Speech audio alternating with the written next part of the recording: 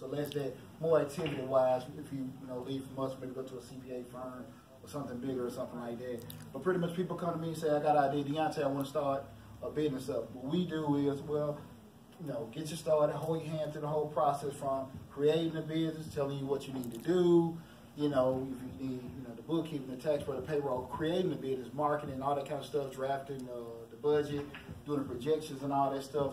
So, a lot of you guys probably need our services for what we need, because like I said, again, that's what we mainly deal with, mom and pops and everything. And then depending on when you get to certain levels, say, hey, you're growing, you're at to a certain point, hey, you guys might want to go deal with Al and them to deal with some of those back office items. Because if it's only maybe a 1 or 2 man operation, you may not need it right now. But you get to a point, revenue is increasing, we're getting more contracts in.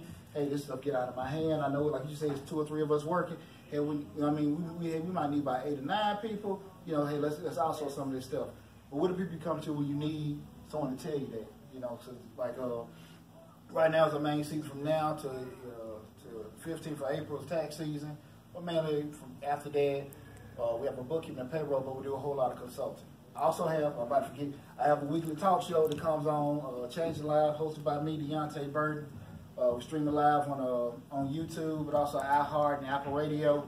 But we pretty much go to the same stuff. We talk about business, financing, relationships, kids and all that. I'm a married father of 4. I've been coaching football for 18 years too, so I got a lot of stuff going between my ears and everything. So, but again, I appreciate you guys coming, because one thing about with business, and I had this conversation with a customer earlier today. They got a trucking company.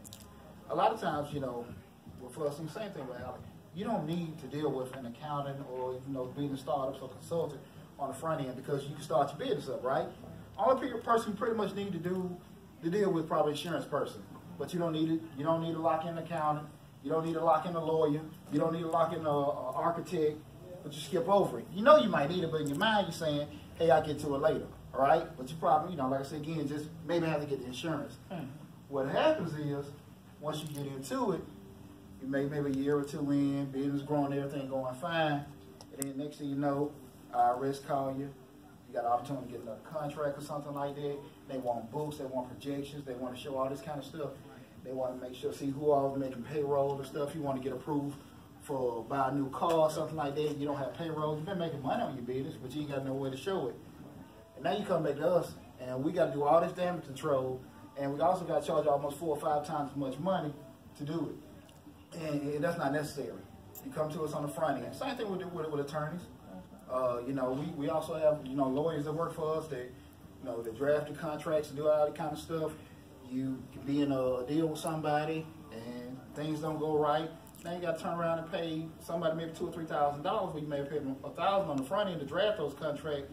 That's $2,000 or $3,000 to do all this correcting and stuff like that, and it happens all the time.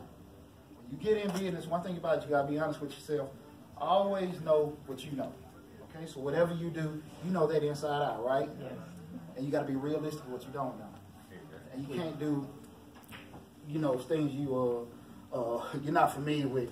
My oldest son just graduated from college, and he's starting his personal training, sports performance, all that.